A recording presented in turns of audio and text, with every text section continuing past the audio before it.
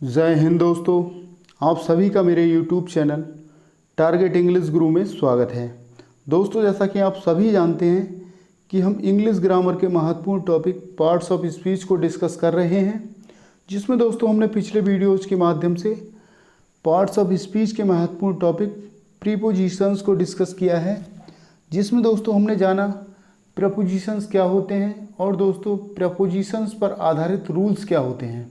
इसके साथ ही दोस्तों इसी क्रम को आगे बढ़ाते हुए आज का हमारा महत्वपूर्ण टॉपिक है कंजंक्शंस, जिसमें दोस्तों हम जानेंगे कंजंक्शंस क्या होते हैं और दोस्तों इनके रूल्स क्या होते हैं। तो चलिए दोस्तों, देर न करते हुए आज का महत्वपूर्ण वीडियो शुरू करते हैं।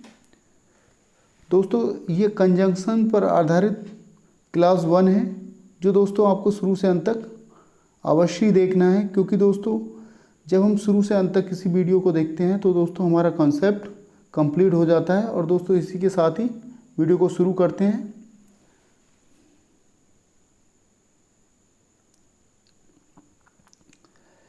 सबसे पहले साथियों देख लेते हैं डेफिनेशंस। ठीक है, दोस्तों कह रहा है a conjunctions is a word which joins two और more than two words, phrases, clauses और सेंटेंसेस। अर्थात दोस्तों हम कह सकते हैं कंजंक्शंस संयोजन वह शब्द है जो दो या दो से अधिक शब्दों, शब्द समूह, वाक्यांशों या वाक्यों को जोड़ता है। क्या करता है दोस्तों? कंजंक्शंस क्या करता है दोस्तों? संयोजन करता है एक तरह का दो या दो से अधिक शब्दों, शब्द समूह, वाक्यांशों या वाक्यों को जोड़ता है। दोस्तों दो शब्द भी हो सकते हैं, ठीक है, दो से अधिक शब्द भी हो सकते हैं। इसके अलावा दोस्तों शब्द समूह भी हो सकता है और दोस्तों वाक्यांश भी हो सकता है और दोस्तों वाक्यों को जोड़ता है या दोस्तों वाक्यों को भी जोड़ सकता है। वह क्या होता है दोस्तों?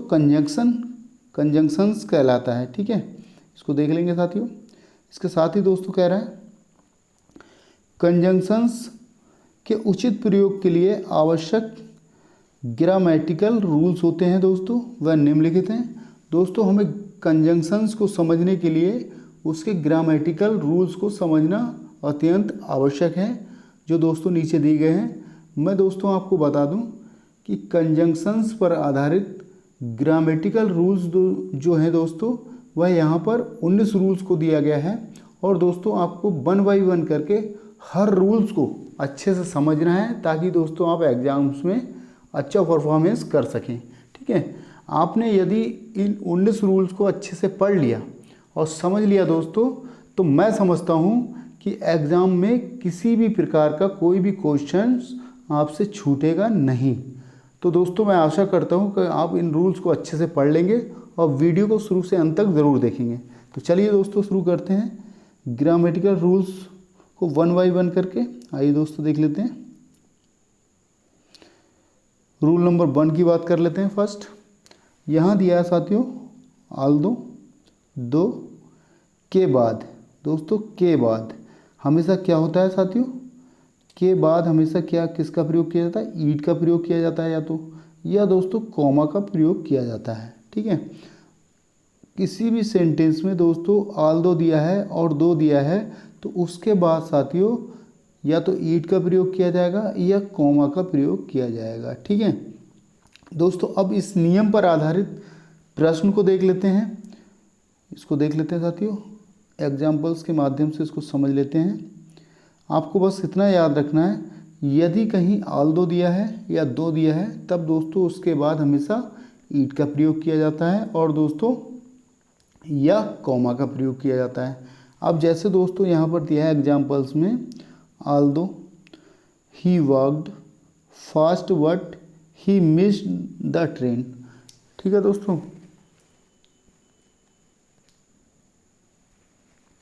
दोस्तों कह रहा है Aldous he walked fast but he missed the train. ठीक है दोस्तों, यहाँ आल्दो दिया गया है और दोस्तों जोड़ने का काम कौन कर रहा है? संयोजन जोड़ने का काम कर रहा है दोस्तों वट। ठीक है, तब दोस्तों आल्दो जब दिया है और दो दिया है, हमने पढ़ा था दोस्तों रूल्स के आधार पर कि जब आल्दो दिया गया है या दो दिया गया है या दोस्तों दो दिया गया है, तब दोस्तों या तो हम ईट का प्रयोग करेंगे या दोस्तों कॉमा का प्रयोग करेंगे। इस हिसाब से दोस्तों यहाँ वट का प्रयोग जो है वह रूल्स के खिलाफ है और दोस्तों वट का प्रयोग नहीं होगा। इस वाक्य के पार्ट बी में दोस्तों वट के स्थान पर ईट का प्रयोग होगा, ठीक है। क्योंकि दोस्तों यहाँ आल्दो दिया गया है और आल्दो जब दिया रहता है तो दोस्तों उसके बाद हमेशा ईट का प्रयोग किया जाता है या दोस्तों कॉमा का प्रयोग किया जाता है, ठीक है। इसको आप समझ लेंगे। आइए दोस्तों देख लेते हैं रूल नंबर 2 को समझ लेंगे अच्छे से साथियों। यहाँ कह रहा है साथियों वोथ के बाद हमेशा एंड का प्रयोग होता है। दोस्तों वोथ यदि सेंटेंस में दिया गया है तब दोस्तों उसके बाद हमेशा क्या होता है दोस्तों एंड का प्रयोग होता है, ना कि ईल्स वर्ड का या एज वेल एज का। इस नियम पर आधारित प्रश्न का उदाहरण निम्न है। साथियों आपको ये समझना है बोथ यदि किसी सेंटेंस में दिया गया है तब दोस्तों उसके बाद हमेशा एंड का प्रयोग होता है, ठीक है। कंजंक्शन एंड का प्रयोग होता है। बोथ यदि किसी वाक्य में दिया गया है, जिस तरह से दोस्तों हमने पढ़ा आल्दो या दो के बाद हमेशा कंजंक्शन ईट का प्रयोग किया जाता है या दोस्तों कॉमा का प्रयोग किया जाता है, उसी तरह दोस्तों यदि किसी सेंटेंस में बोथ दिया गया है तो दोस्तों उसके बाद हमेशा एंड का प्रयोग किया जाता है, ना कि दोस्तों ईल्स वर्ड का और ना ही दोस्तों एज वेल एज का प्रयोग किया जाता है, ठीक है। हमेशा याद रखना दोस्तों बोथ के बाद हमेशा एंड का प्रयोग किया जाता है। इस नियम पर आधारित प्रश्न का उदाहरण निम्न है। दोस्तों एग्जाम्पल्स के माध्यम से इसको अच्छे से समझ लेंगे। यहाँ कह रहा है साथियों वोथ, ठीक है। Both Rekha as well as Sheila have gone out. साथियों इसमें कह रहा है, हमने पढ़ा था साथियों वोथ के बाद हमेशा एंड का प्रयोग किया जाता है, जबकि दोस्तों वोथ दिया है यहाँ बोथ दिया है और उसके बाद दोस्तों एज वेल एज दिया है, जबकि दोस्तों रूल्स के अनुसार हमने पढ़ा था ना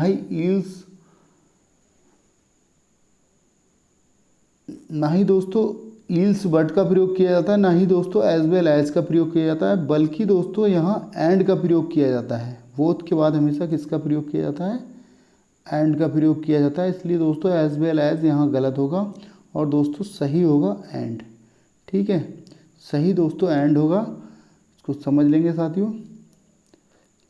दोस्तों इसको और अच्छे समझ लेंगे। इस वाक्य के पार्ट बी में एज वेल एज के स्थान पर एंड का प्रयोग होगा, ठीक है। क्योंकि दोस्तों बोथ के बाद हमेशा एंड का प्रयोग होता है। ज़्यादा कुछ दिमाग का यूज नहीं करना है, बस आपको इतना याद रखना है बोथ के बाद हमेशा एंड का प्रयोग होता है। एज वेल एज या एल्स वर्ड का प्रयोग नहीं होता है, ठीक है। रूल नंबर देख लेंगे 3। रूल नंबर 3 देख लेंगे दोस्तों।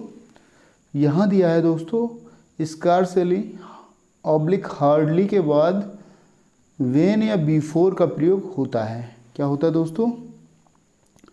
स्कार्सली या दोस्तों हार्डली के बाद हमेशा या तो वेन का प्रयोग होगा या दोस्तों बिफोर का प्रयोग होगा।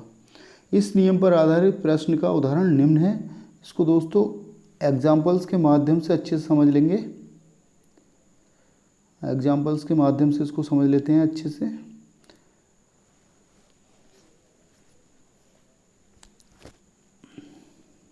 दोस्तों यहाँ कह रहा है, सेंटेंस के माध्यम से इसको समझ लेते हैं। Scarcely had he gone out of the office then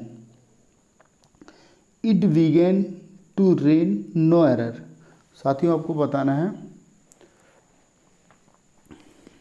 हमने पढ़ा था साथियों स्कार्सली या हार्डली के बाद हमेशा क्या होता है दोस्तों? व्हेन या बिफोर का प्रयोग होगा।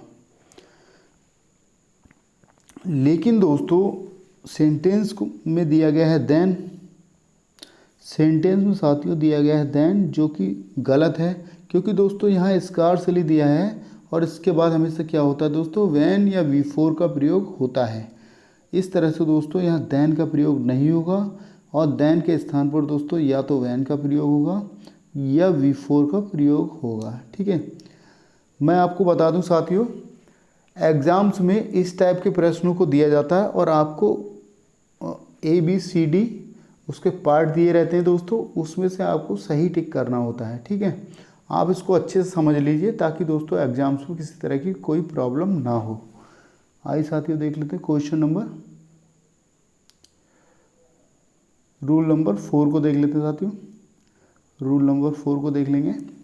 लेस्ट के बाद हमेशा शुड का प्रयोग होता है। ठीक है, इसके साथ नॉट का प्रयोग नहीं होता है। इस नियम पर आधारित प्रश्न का उदाहरण निम्न है। दोस्तों लेस्ट के बाद हमेशा क्या होता है दोस्तों, शुड का प्रयोग होता है। इसको हम माइंड में रख लेंगे, अच्छे से समझ लेंगे, क्योंकि दोस्तों इस पर कई बार प्रश्नों को पूछा गया है। लेस्ट के बाद हमेशा शुड का प्रयोग होता है, इसके साथ दोस्तों नॉट का प्रयोग नहीं होता है। इस नियम पर आधारित प्रश्न का उदाहरण निम्न है। ठीक है, इस नियम पर आधारित प्रश्न का उदाहरण निम्न है, इसको समझ लेंगे साथियों। कह रहा साथियों, work hard लेस्ट you will fail. साथियों आपको बताना है लेस्ट के बाद हमेशा क्या होता है, शुड का प्रयोग होता है, जबकि दोस्तों यहाँ पर दिया है, यहाँ पर दोस्तों विल का प्रयोग किया गया है और लेस्ट के बाद हमेशा क्या होता है दोस्तों, शुड का प्रयोग होता है। यहाँ दोस्तों शुड का प्रयोग होगा, ना कि दोस्तों विल का प्रयोग होगा। इस तरह से दोस्तों देख लेंगे। इसके पार्ट सी में दोस्तों त्रुटि है, एरर है, तो आप देख लेंगे साथियों। इस वाक्य के दोस्तों पार्ट सी में विल के स्थान पर शुड का प्रयोग होगा, क्योंकि दोस्तों लेस्ट के बाद हमेशा शुड का प्रयोग होता है। ठीक है, आइए दोस्तों देख लेते हैं। रूल नंबर 5 को देख लेंगे साथियों। रैदर तथा अदर के बाद हमेशा देन का प्रयोग होता है। क्या होता है साथियों, रैदर तथा अदर के बाद हमेशा क्या होता है साथियों, देन का प्रयोग होता है। इस नियम पर आधारित प्रश्न का उदाहरण निम्न है।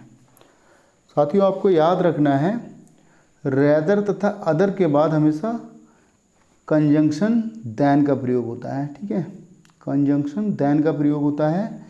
इस नियम पर आधारित प्रश्न का उदाहरण निम्न है। क्या कह रहा है साथियों, she has no other choice what to go there. No error, D दिया है दोस्तों, इसको समझ लेंगे साथियों। रैदर तथा अदर के बाद हमेशा देन का प्रयोग होता है, इसको आप समझ लेंगे साथियों। यहाँ कह रहा है दोस्तों, she has no other choice what to go there, no error. दोस्तों अदर का प्रयोग किया गया है और दोस्तों यहाँ वट का प्रयोग किया गया है, जो कि गलत है दोस्तों।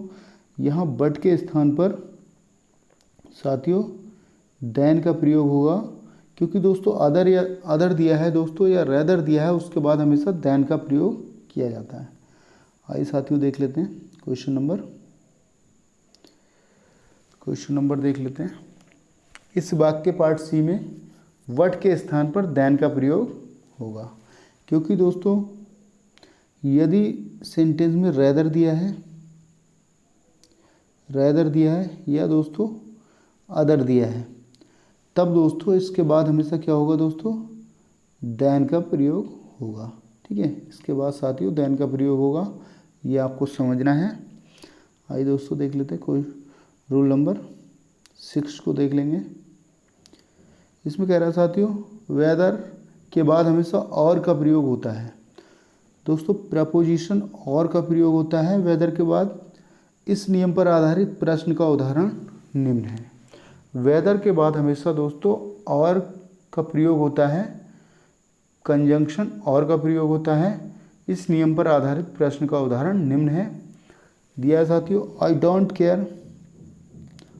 केयर देन दे गो और स्टे, नो एरर। साथियों आपको बताना है, I don't care that they go और स्टे, आपको बताना साथियों। वेदर के बाद हमेशा और का प्रयोग होता है। इस नियम पर आधारित प्रश्न का उदाहरण निम्न है।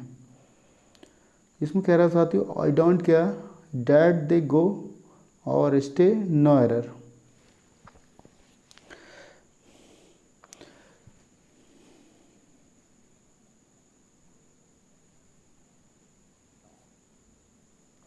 दोस्तों यहाँ जो है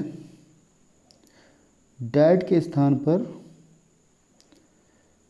वेदर का प्रयोग किया जाएगा, ठीक है। यहाँ दोस्तों वेदर का प्रयोग होगा, ठीक है, क्योंकि दोस्तों और का प्रयोग किया गया है और दोस्तों वेदर के बाद हमेशा और का प्रयोग किया जाता है।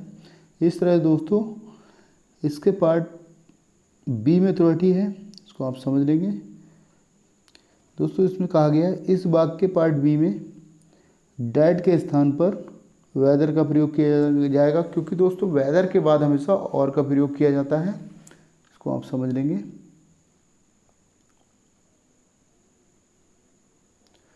आइए साथियों देख लेते हैं रूल नंबर 7 को देख लेंगे। दोस्तों इसमें कह रहा है नॉट ओनली के बाद हमेशा व्हाट आल्सो का प्रयोग किया जाता है। दोस्तों बहुत ही ज़्यादा महत्वपूर्ण क्लास है, आप इसको मिस ना करें, क्योंकि दोस्तों टोटल जो प्रश्न बनते हैं इन्हीं शब्दों से बनते हैं, इन्हीं कंजंक्शन से बनते हैं कि आपको समझना है। जब आपको रूल्स अच्छे से पता होंगे तब आप सेंटेंस को अच्छे से समझ लेंगे और दोस्तों एग्जाम्स में किसी तरह की त्रुटि नहीं करेंगे, क्योंकि दोस्तों बहुत ही ज़्यादा महत्वपूर्ण क्लास है। आप इसको शुरू से अंत तक ज़रूर देखिएगा। नॉट ओनली के बाद हमेशा दोस्तों व्हाट आल्सो का प्रयोग होता है। इनके द्वारा हमेशा एक प्रकार के शब्दों, सब्जेक्ट्स, ऑब्जेक्ट्स, वर्ब्स आदि को जोड़ा जाता है। क्या है दोस्तों? सब्जेक्ट को जोड़ा जाता है, ऑब्जेक्ट्स को जोड़ा जाता है या वर्ब्स को जोड़ा जाता है, ठीक है, आदि को जोड़ा जाता है। इस नियम पर आधारित प्रश्न का उदाहरण निम्न है। नॉट ओनली के बाद हमेशा दोस्तों आपको याद रखना है व्हाट आल्सो का प्रयोग होता है। नॉट ओनली के बाद हमेशा क्या होता है दोस्तों? व्हाट आल्सो का प्रयोग होता है, ठीक है। आइए साथियों देख लेते हैं, इसको और अच्छे से समझ लेंगे एग्जाम्पल्स के माध्यम से। हमने पढ़ा था दोस्तों नॉट ओनली के बाद हमेशा व्हाट आल्सो का प्रयोग होता है।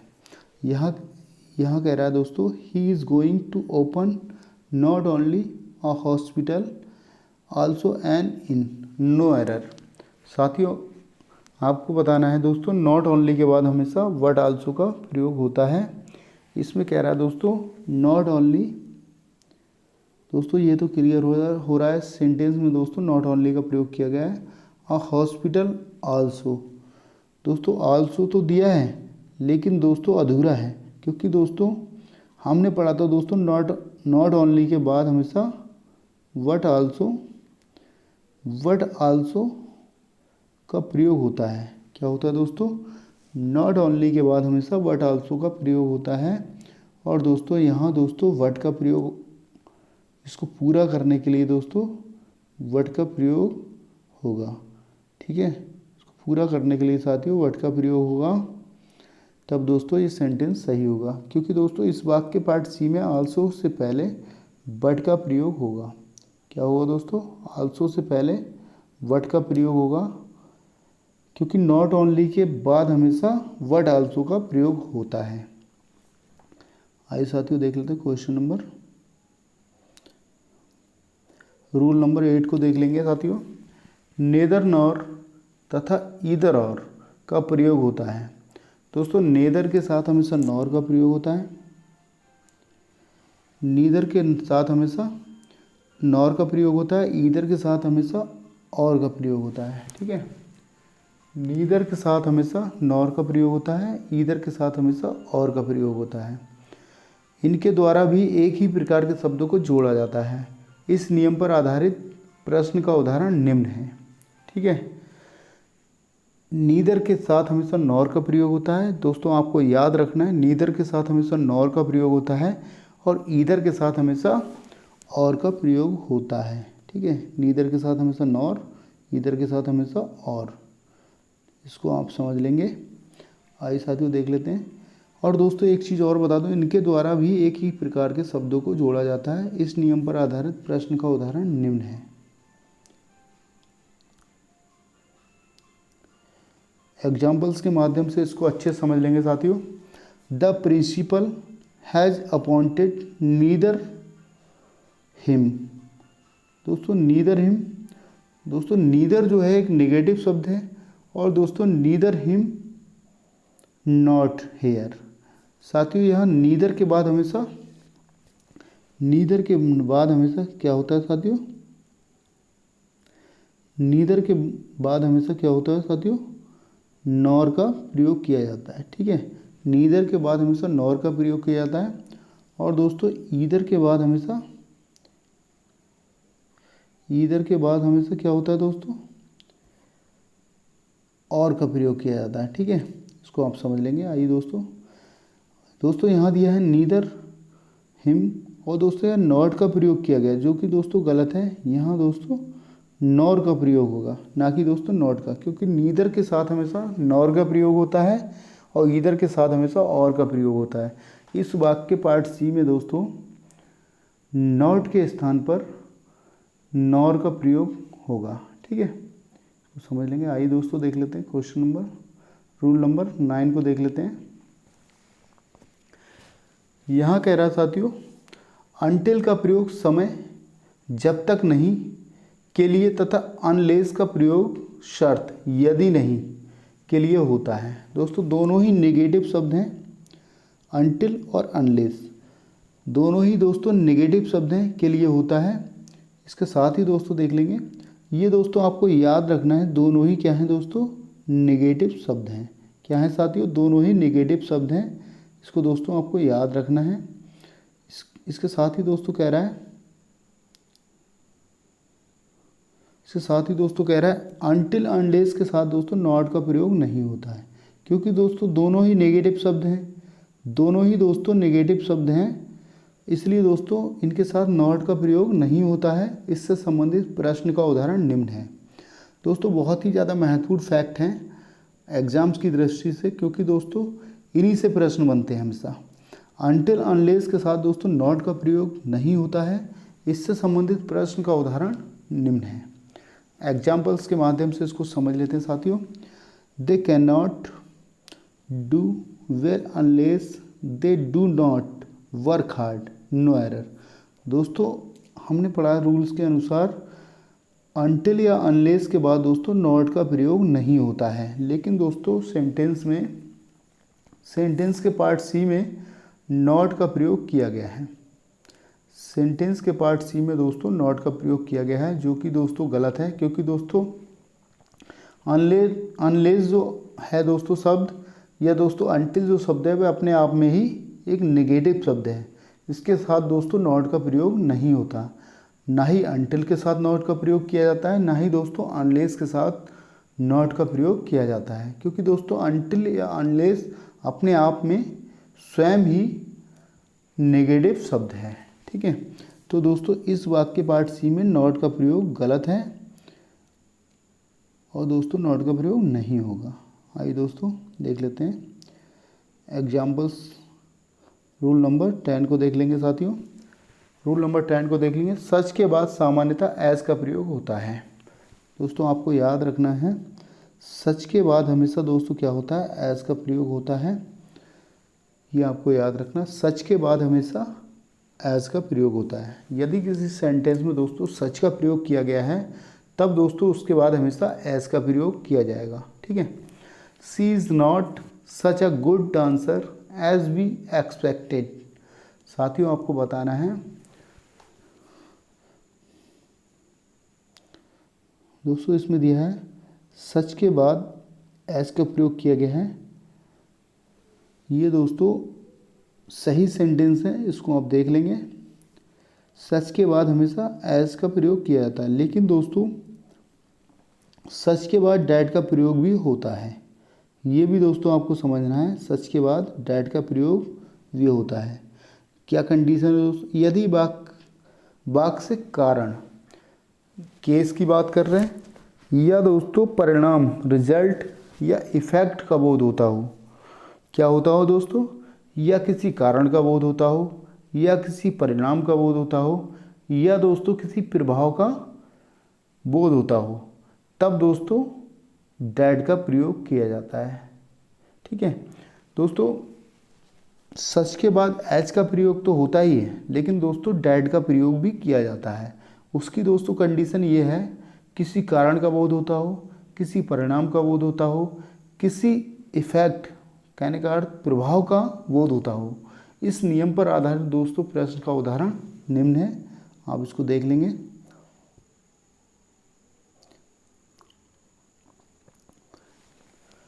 There was such a noise as we could not hear ourselves, no error। साथियों, a noise की बात की जा रही है, एक शोर की बात की जा रही है, ठीक है दोस्तों, आपको समझना है। यहाँ दोस्तों डैट का प्रयोग होगा, ठीक है।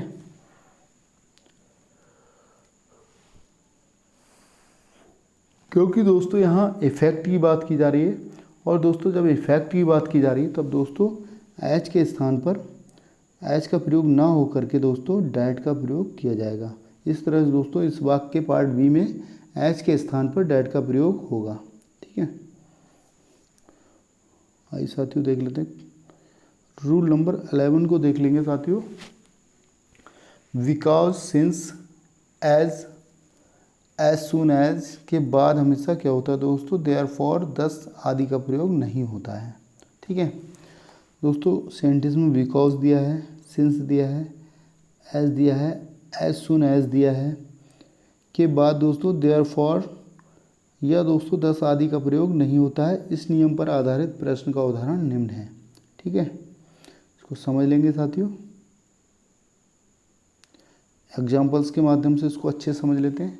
As he came late therefore he was punished, no error. दोस्तों हमने पढ़ा था, यदि किसी सेंटेंस में एज दिया हो, बिकॉज दिया हो, एज सून एज दिया हो, इस तरह के शब्द दिए गए हों तो दोस्तों देयरफॉर का प्रयोग नहीं किया जाता है, या दोस्तों गलत है। इसलिए दोस्तों इस वाक्य के पार्ट बी में देयरफॉर का प्रयोग नहीं होगा, ठीक है। इसको समझ लेंगे साथियों। दोस्तों बिकॉज दिया है, सिंस दिया है, एज दिया है, एज सून एज दिया है, के बाद दोस्तों देयरफॉर या दस का प्रयोग नहीं होता है। और दोस्तों जैसा कि यहाँ पर सेंटेंस में दिया है, एज दिया है और इसके बाद देयरफॉर का प्रयोग किया गया है दोस्तों, जो गलत है। क्योंकि दोस्तों एज दिया गया है, या दोस्तों एज सून एज दिया गया है, सिंस दिया गया है, बिकॉज दिया गया है, देयरफॉर दिया गया है, के बाद दोस्तों देयरफॉर या दस दिया गया है, तब दोस्तों because, since, as soon as के बाद दोस्तों देयरफॉर या दस का प्रयोग नहीं होता है, ठीक है। पार्ट बी में दोस्तों देयरफॉर का प्रयोग नहीं होगा, इसको देख लेंगे साथियों।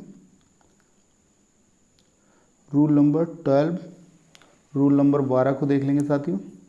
द सेम के बाद दोस्तों रिलेटिव प्रोनाउन डैट या एज का प्रयोग होता है, ठीक है।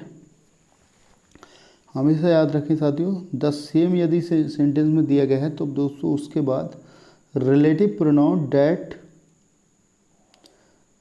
और दोस्तों एज का या दोस्तों एज का प्रयोग होता है। इस नियम पर आधारित प्रश्न का उदाहरण निम्न है।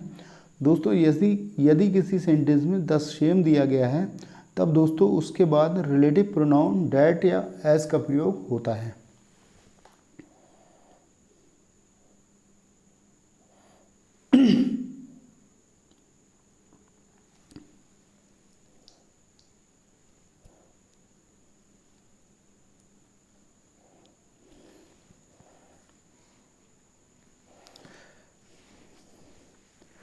देख लेंगे साथियों एग्जाम्पल्स के माध्यम से इसको। She is the same tall girl who met me yesterday, no error. She is the same who met me yesterday, no error. साथियों सेंटेंस में द सेम दिया है, और जब सेम दिया है दोस्तों तब दोस्तों इसके साथ दोस्तों डैट का प्रयोग होगा, ना कि दोस्तों हु का प्रयोग होगा, ठीक है। द सेम दिया है दोस्तों तब दोस्तों यहाँ पर डैट का प्रयोग होगा, ना कि दोस्तों हु का प्रयोग होगा, ठीक है। इसमें दोस्तों दिया है the same tall girl who made me yesterday, no error. दोस्तों यदि सेंटेंस में द सेम दिया गया है तो दोस्तों तब दोस्तों डैट या एज का प्रयोग किया जाता है उसके बाद, ना कि दोस्तों हु का प्रयोग होगा। तो दोस्तों इस सेंटेंस के दोस्तों पार्ट बी में हु के स्थान पर डैट का प्रयोग होगा, क्योंकि दोस्तों द सेम के बाद हमेशा डैट या एज का प्रयोग होता है। आइए दोस्तों, और दोस्तों एक चीज़ और बताते चलूँ, यदि वाक्य में वर्ब स्पष्ट ना हो तो एज का प्रयोग होता है। यदि वाक्य में वर्ब स्पष्ट ना हो तो एज का प्रयोग होता है। जैसे दोस्तों this is the same pen as mine. दोस्तों यहाँ दिया है दोस्तों this is the same pen as mine. दोस्तों यहाँ वर्ब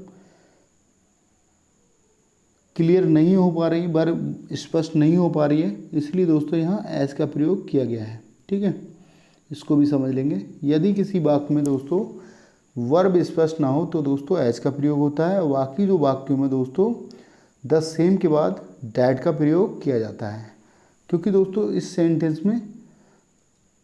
सेंटेंस में साथियों वर्ब स्पष्ट नहीं हो पा रही है, इसलिए दोस्तों यहाँ एज का प्रयोग किया गया है। आइए दोस्तों देख लेते हैं रूल नंबर 13 को देख लेंगे। रूल नंबर 13, ईल्स के बाद हमेशा वर्ड का प्रयोग होता है। ईल्स के बाद हमेशा क्या होता है साथियों? वर्ड का प्रयोग होता है, देन का नहीं। दोस्तों देन का प्रयोग नहीं होता है, जबकि दोस्तों वर्ड का प्रयोग होता है। ईल्स के बाद हमेशा किसका प्रयोग होता है? वर्ड का प्रयोग होता है, ना कि दोस्तों देन का प्रयोग होता है। ठीक है, इसको दोस्तों एग्जाम्पल्स के माध्यम से अच्छे से समझ लेंगे।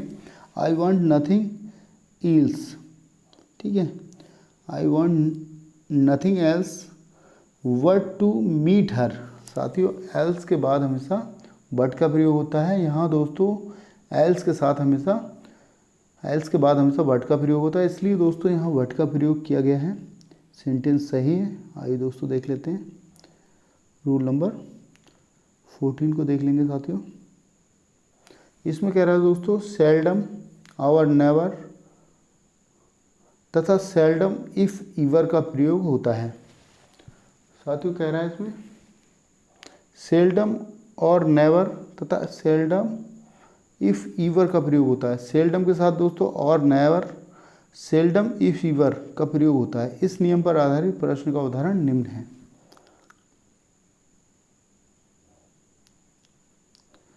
देख लेंगे। आइए साथियों, such goods are made for expert and are seldom if never used in the country. दोस्तों हमने पढ़ा था सेल्डम और नेवर का प्रयोग किया जाता है, सेल्डम इफ ईवर का प्रयोग किया जाता है। ये दोनों जो दोस्तों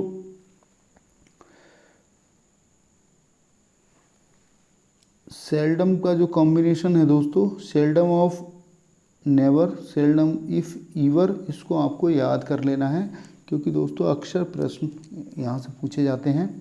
सच goods are made for export and are seldom if never used in the country. साथियों आपको बताना है दोस्तों, यहाँ दोस्तों इस तरह से प्रश्न देता है।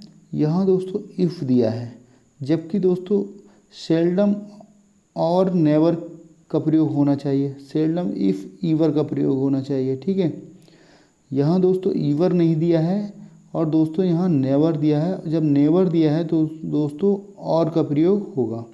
यदि दोस्तों ईवर दिया होता तब दोस्तों इफ़ का प्रयोग किया जाता, लेकिन दोस्तों यहाँ नेवर दिया है और नेवर के साथ हमेशा और का प्रयोग किया जाता है, इसलिए दोस्तों इसके पार्ट बी में त्रुटि है। और दोस्तों इसको देख लेंगे। इस वाक्य के पार्ट बी में सेल्डम इफ नेवर के स्थान पर दोस्तों सेल्डम और नेवर का प्रयोग होगा, क्योंकि दोस्तों सेल्डम और नेवर सेल्डम इफ ईवर का प्रयोग किया जाता है, ना कि दोस्तों सेल्डम इफ नेवर का प्रयोग किया जाता है। ठीक है, आइए दोस्तों देख लेते हैं रूल नंबर 15 को देख लेंगे साथियों। Rule number 15, not oblique never के बाद हमेशा और का प्रयोग होता है, ना कि नॉर का। ठीक है, नॉट के बाद दोस्तों या नेवर के बाद हमेशा क्या होता है दोस्तों, और का प्रयोग किया जाता है, नॉर का प्रयोग नहीं किया जाता। इस नियम पर आधारित प्रश्न का उदाहरण निम्न है। इस नियम पर आधारित प्रश्न का उदाहरण निम्न है, इसको आप समझ लेंगे। नॉट और नेवर के बाद हमेशा और का प्रयोग किया जाता है, ना कि नॉर का। ठीक है,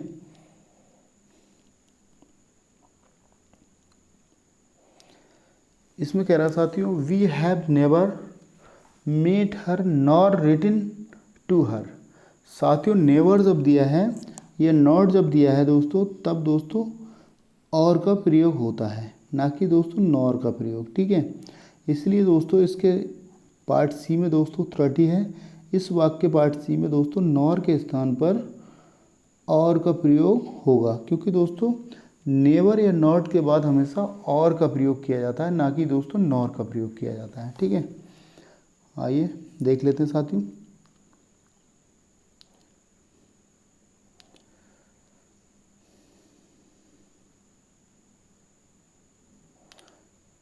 रूल नंबर देख लेंगे साथियों। रूल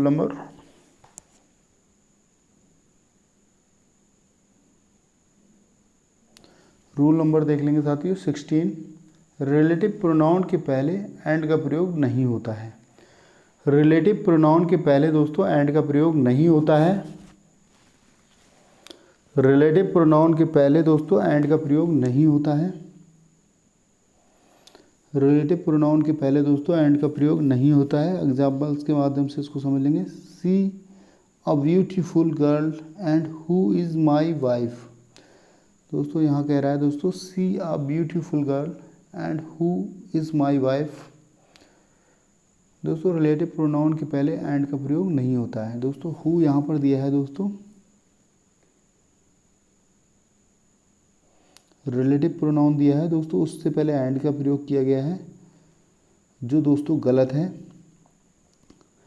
रिलेटिव प्रोनाउन के पहले दोस्तों एंड का प्रयोग नहीं होता है, इसको आप समझ लेंगे। इस वाक्य पार्ट बी में हु एक रिलेटिव प्रोनाउन है, यहाँ एंड का प्रयोग नहीं होगा। दोस्तों हु जो है दोस्तों एक रिलेटिव प्रोनाउन है, इस यहाँ दोस्तों एंड का प्रयोग नहीं होगा, क्योंकि दोस्तों रिलेटिव प्रोनाउन से पहले एंड का प्रयोग नहीं होता है। ठीक है, क्योंकि दोस्तों रिलेटिव प्रोनाउन से पहले एंड का प्रयोग नहीं होता है, इसको आप समझ लेंगे। आइए दोस्तों देख लेते हैं। रूल नंबर 17 को देख लेंगे साथियों।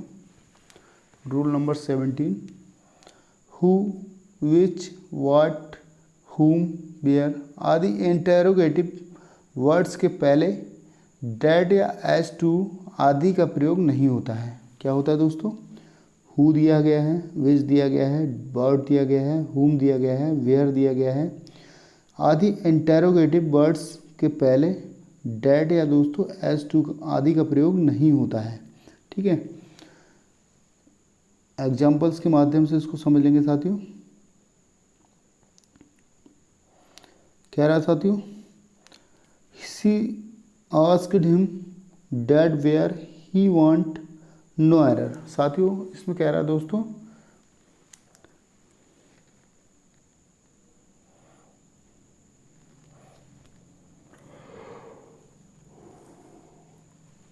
हमने पढ़ा था कोई भी जैसे इंटरोगेटिव वर्ड्स दिया गया है दोस्तों, जैसे वेयर दिया गया है, व्हाट दिया गया है, whom दिया गया है, whose दिया गया है, who दिया गया है, इस तरह का दोस्तों कोई भी इंटरोगेटिव वर्ड्स दिया गया है, उससे पहले दोस्तों डैट का प्रयोग नहीं होता है। तो दोस्तों यहाँ डैट यहाँ गलत दिया गया है, यहाँ दोस्तों डैट का प्रयोग नहीं होगा। इसके पार्ट बी में दोस्तों त्रुटि है, इसको आप समझ लीजिए। आइए साथियों देख लेते हैं। रूल नंबर 18 को देख लेंगे साथियों। रूल नंबर 18 को देख लेंगे साथियों।